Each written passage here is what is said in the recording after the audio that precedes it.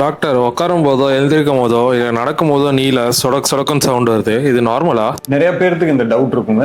Hi, I am doctor K Thirusenthil, orthopaedic consultant at Narayana hospital. இந்த சொடக்கு sound வர்றது is a very normal phenomenon.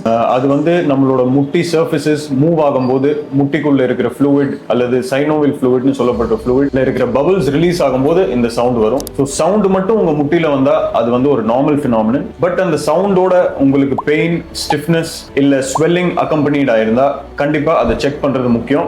அது முட்டி தேய்மானம் இல்ல லிகமெண்ட் இன்ஜுரிஸ் இல்ல மெனிஸ்கல் இன்ஜுரிஸ் இல்ல ஒரு மூட்டுவாதத்தோட ஆரம்பமா கூட இருக்கலாம். ஸோ வெறும் சவுண்ட் வர்றது நார்மல், பட் நான் சொன்ன சிம்டம்ஸ் கூட இருந்தா ஒரு ஆர்த்தோபெடிக் கன்சல்டேஷன் பண்றது ரொம்ப முக்கியம்.